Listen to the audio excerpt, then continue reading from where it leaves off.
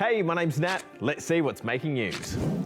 New York City is experiencing some of the worst air quality in the world at the moment, as the city is blanketed in this smoky orange haze. So, what is going on? Here's Kale.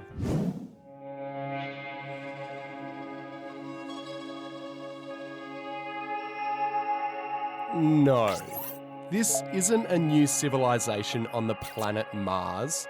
This is actually New York City. And right now, it has the worst air quality in the world. We recommend vulnerable New Yorkers stay inside.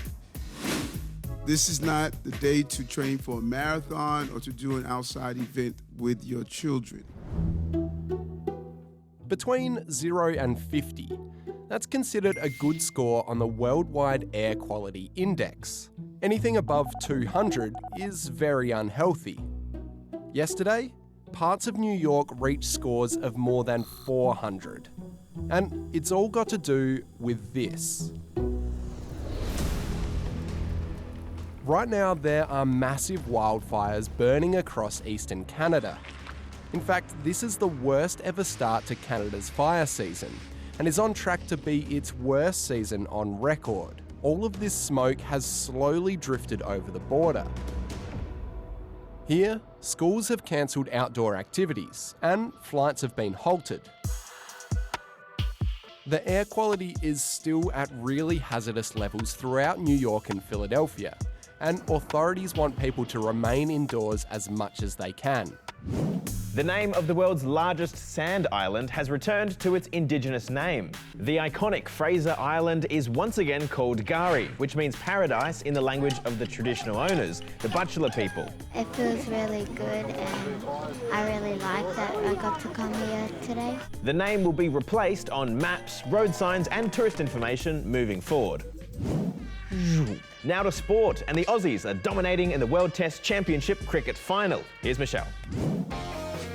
Yep, the Aussies smashed the opening day of the World Test Championship final against India in London. And it's all thanks to a massive fourth wicket partnership between Travis Head and Steve Smith. The Aussies had a slow start, finding themselves on 3 for 76. Cue Travis Head. Test century in the ultimate test for Australia's most attacking batter. His century came from just 106 deliveries, smashing 22 boundaries and a 6 against the Indian bowlers, leaving us in a pretty good position heading into day 2. Yeah, that's a brilliant moment for Travis Head. Jetting across to France, and Beatriz Haddad-Maia has become the first Brazilian woman to reach the semi-finals at the Roland Garros since 1958.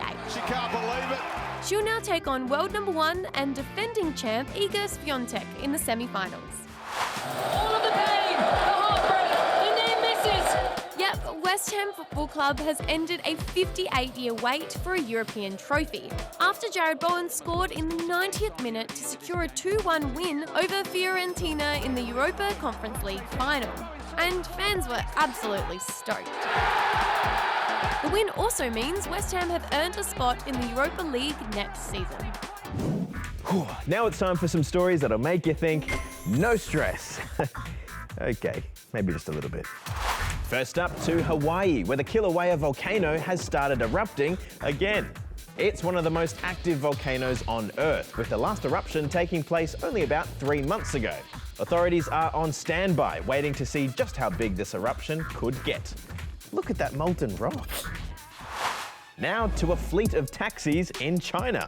More than 1,200 taxi drivers have volunteered this year to take students to their final exams. Gaokao, as it's called, is the big exam Chinese students take to get into college, and these taxi drivers have put their hand up to help them get to their exams on time. And finally, to the US, where after rummaging through this bin, a mischievous wild bear figured out how to open a car door. Here's our bear.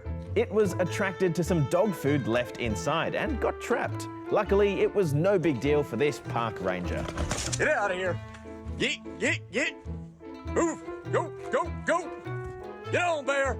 Go. That's all we've got time for today. We'll see you tomorrow. Bye.